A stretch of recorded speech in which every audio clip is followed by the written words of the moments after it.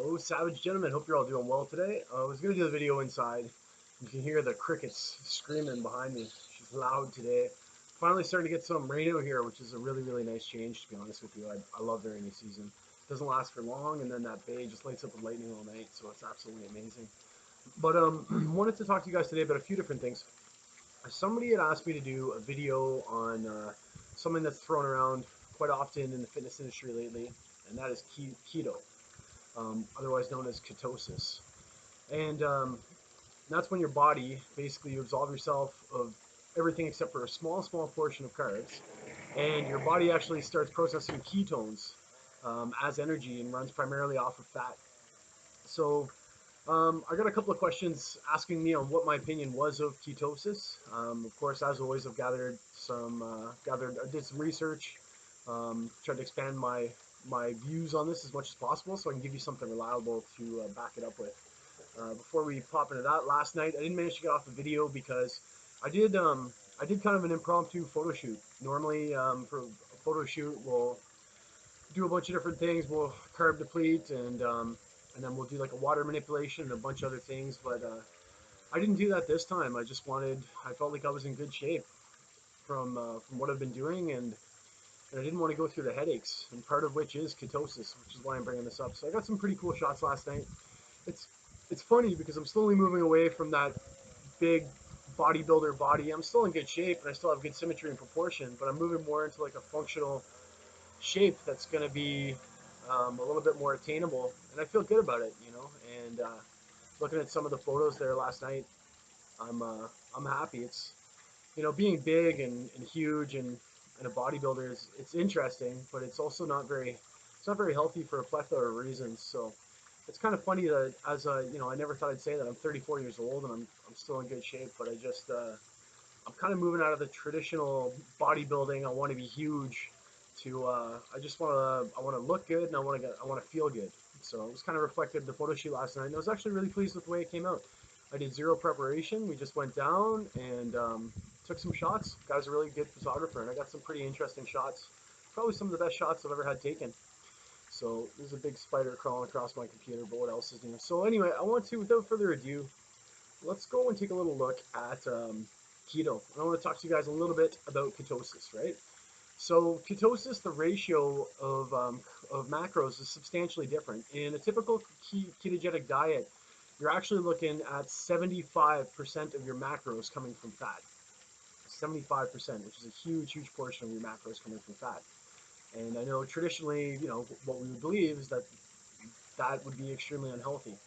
And my kind of, after doing a ton of research on it, and I was actually going to do ketosis at some point. I was actually going to run myself through like a prolonged period of ketosis for a month, but I've been holding off on that, and I have my reasons for that. I'm honestly, overall, in terms of ketosis, I'm not a huge fan. It's not that I'm against it, I just don't often prescribe it to people because it's one of those things that is it's very easy to fall off of, and I'm going to explain a little bit more. But let's get into ketosis a little bit, right? So, being in ketosis, 75% fat, a minimal 20% protein, and a minute 5% carbohydrates.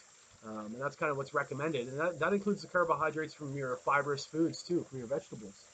So, primarily a fat diet for ketosis, right? There are some notable benefits of ketosis, and it's going to sound really good as I read some of these off to you guys and I explain some of these to you guys. But then we're going to talk about actually achieving ketosis and what kind of a lifestyle adjustment it takes to get in there. And not only get in there, but my key thing is staying in there.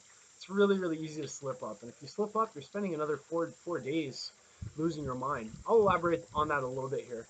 So some of the noted benefits of ketosis is that people say after about day 5 on ketosis, they actually have better memory, better focus, and better control, better cognition, clarity, less migraines as well.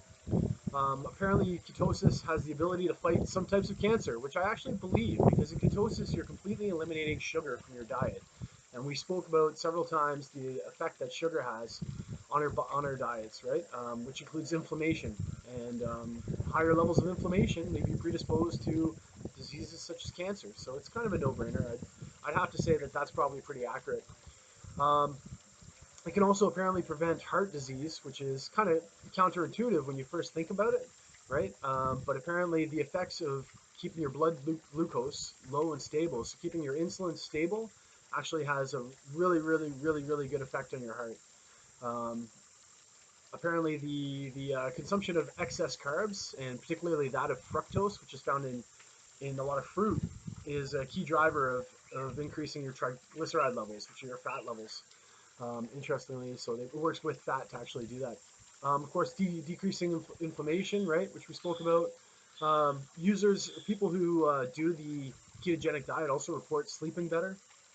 It also helps to battle uric acid levels, so that's going to help your kidney function. Can also help prevent gout, of course, and that boils down to inflammation and sugar in the body, which is one of the main increasing indicators for uric acid in your body.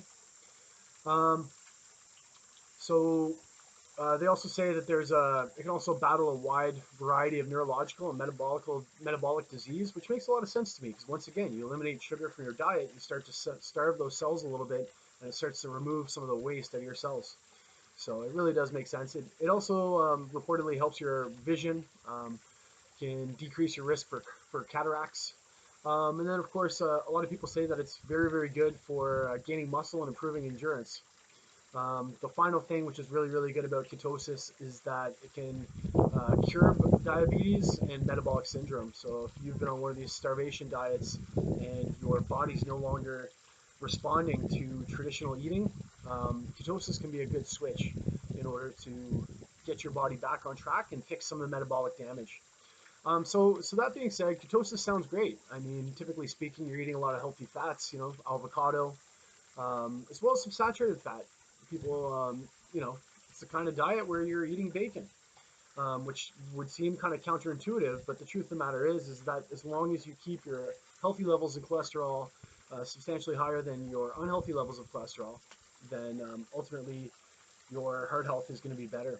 LDL versus your HDL. I remember that we spoke about that a little bit. Now let's talk about kind of my take on ketosis, and I'm going to talk to you guys about why I don't necessarily have a lot of clients on ketosis. I have done some. And this being said, just as a matter of experimenting, as I have with a lot of different things over the last few years, at some point I am going to hop on the keto train, and I'm going to try to maintain it for a month. So let's talk about ketosis. In order to get into ketosis, you have to reduce the amount of carbohydrates substantially, down to about 5% of your diet. And for somebody like myself, and for somebody like a lot of you guys, who's eating a lot of healthy, complex carbohydrates that are generally allowing my insulin levels to be relatively stable, um, it causes a plethora of issues. For the first 4 or 5 days when you're going into ketosis, it gets rough. And I know this because I've done it to get ready for a photo shoot to carb load. Your memory starts going sideways because your body's used to running on carbohydrates as fuel. So when carbohydrates run out and it starts processing fat and starts processing ketones as fuel, your body and your brain starts to react differently because it's draining from one source and it's booting over to another source. I can personally attest to this. Anybody who's gone without carbs for 3 days can probably attest to that too. It's getting yourself into ketosis. I would honestly describe as living hell. I'm slow, I'm sluggish, I'm sloppy. I can't form sentences. My thought process goes sideways. And it has a lot to do with the simple fact that your body hasn't adapted to the new source of fuels yet. I tend to get moody when I'm going into ketosis. Um, for sure I do. If I don't have carbohydrates, it definitely changes my mood. I think it changes a lot of people's mood. Ketosis is something that there's been considerable amount of science brought up at whether or not it's helpful for long term. And long term, I mean, they suggest that back when we were cave people running around, that a lot of people actually ran on this diet, and this is how their bodies permanently performed. But I'd just like to remind everybody that people back then, didn't live for much more than 20 years. So, I mean, we didn't have the same medical advances. So, I'm not against ketosis. I'm just saying that it's not something that you would want to do for long term. It's really good for getting over a plateau, but it's hard to maintain. I mean, if you go to Tim Hortons and and you have some coffee inside of your milk, that's lactose. That converts to carbohydrates, right? If you're at a barbecue and there's a particular amount of condiment on one of the meats that you're going to eat that has sugar in it, that's gonna almost be enough to flip your body back out of ketosis, and then you've got to go through the whole process again. right? You want to have drinks. You want to go out and have a couple of beers with the boys on your days off. Like, I'm not a huge alcoholic by any stretch. I rarely drink, to be honest with you. It stems from my father being an alcoholic and just being cognizant of that. I did a lot when I was younger, but as I grew older, I knew that because I was predisposed to this genetically, which is they have genetic links to alcoholism, that I would watch myself. But I still do like to have the odd drink. And of course, alcohol is higher in carbohydrates. And if you're switching your carbohydrates in your ketosis diet for alcohol, you're probably not getting any fiber at all. And that's going to cause a ton of problems, which we're going to address here a little bit. Another thing is too is portioning. With ketosis, like portioning is extremely.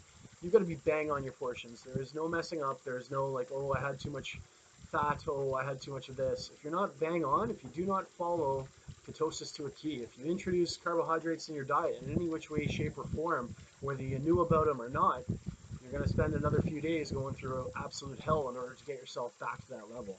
Now, as I said, there's a ton of benefits on a cellular level of not using sugar. But that's the kind of thing that you can institute on a diet that's ripe with complex carbohydrates. You know what I mean? Switching out your simple carbohydrates for your complex, and it just, to me, it's not something that fits my lifestyle. You know, I eat extremely healthy. I don't have a lot of sugar in my diet as it is, but if I want to have a cheat meal, for example, on a Sunday, there's a pretty good chance some carbs are going to be involved. So that's kind of what ketosis is all about. In my opinion, it's better off for people who are, and based on what I've read, it's better off for people who do a lot of endurance exercise. However, if you're going to be working out and you're going to be hitting the gym, I find that it works, but it's not as accurate because you really have to balance.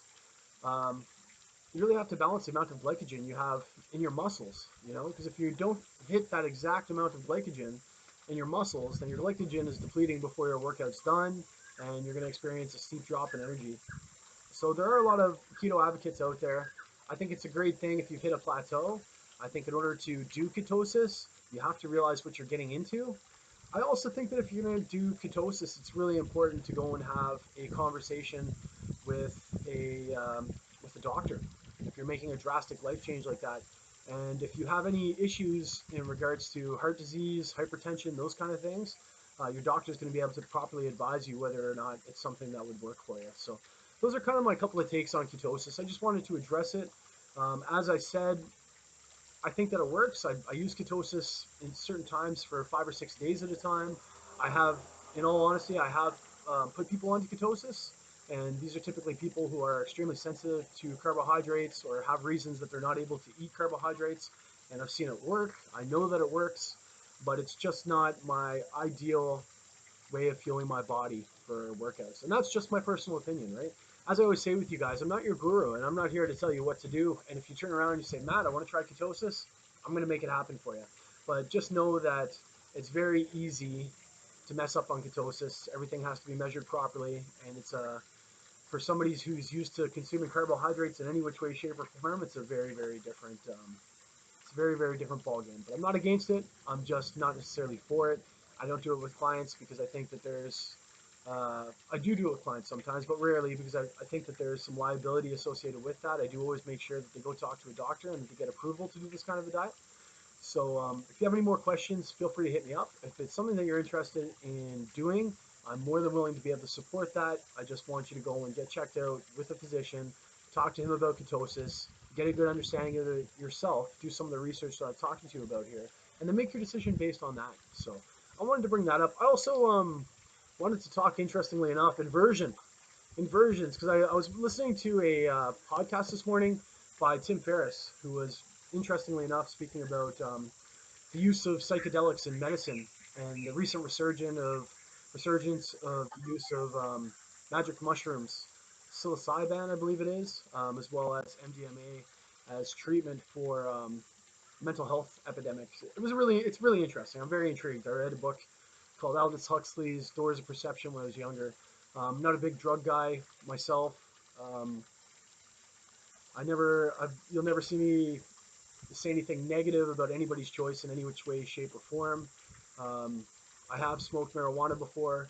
I was a wild child when I was younger, but I'm not big into drugs. Right now, the gym is my drug. Um, that's what I'm into, and that's what I do. So it's not so much. It wasn't so much the topic of drugs themselves. It's just the topic of changing our perception, which I think is rampant in the fitness world right now, to realize that we don't know everything, and that there's things out there which have been shunned for a long time that can help us in our physical health and our mental health. Because I think our mental health is widely tied into our physical health. It doesn't really matter how much time you spend wailing away in the gym if you can't take the time to disseminate some of the processes in life that hold you back and adjust accordingly, then I think you're only doing half of the journey. You know, if you're not picking up a book every once in a while and learning something, if you don't have passions at the heart, you know, whether that's art or whether that's, you know, writing or some sort of creative outlet, then I think you're missing half of the battle. So anyway, Tim Ferriss, really good podcast today. Super interesting. He was talking about inversion. So you'll see people that have the inversion boots where they hang themselves upside down. And I did a little bit of research about inversion, and I was kind of curious about it. I've never really done it substantially, but I did find some interesting health benefits to inversion. Don't The places where I'm pulling these from are not the most like scientific journals, at least in regards to the inversion. The keto stuff was a lot more academic research that I did. But apparently, inversion is kind of the new thing. You see a lot of people that got the inversion boots. A lot of people have the inversion table at home. And Tim Ferriss was talking about this in his podcast as well, which is why I thought it was kind of interesting. So I looked it up, and interestingly, hanging upside down is something that the U.S. Army is planning on implementing in their physical training therapy. About 3 to 5 minutes, they say, is beneficial. Um, Interestingly enough, bats and sloths are the only creatures on this earth who never suffer from osteoporosis. Bats and sloths. And as we all know, bats and sloths hang upside down. Now the question remains, of course, is that causation? Is that causation, or is that you know, or is that correlation? We don't really know. So that's why I'm talking to you guys about the legitimacy of some of the things I'm reading here. So anyway, it relieves spinal pain. That's been shown. People with spinal pain use inversion to relieve it substantially. It's actually been shown to increase your blood circulation substantially, decrease mood swings apparently. It's rumored to be able to help enhance immunity, apparently because it cleans the blood and an overall health feeling is maintained. They also say that it's a good treatment to decrease insomnia. Once again, I don't have all the studies behind me here, so this is highly speculative in my opinion. But apparently, when you're inverting, your muscle tension actually decreases by 35%, which is one of the reasons that you can actually sleep better after inverting. Flexibility, and it also helps you maintain proper posture. Um, and of course, proper posture translates to a lot of different things in your life, right? They say that it also helps to maintain, strengthen your bones because it actually puts a little bit of pressure on your ligaments, which is the stuff that holds your bones together.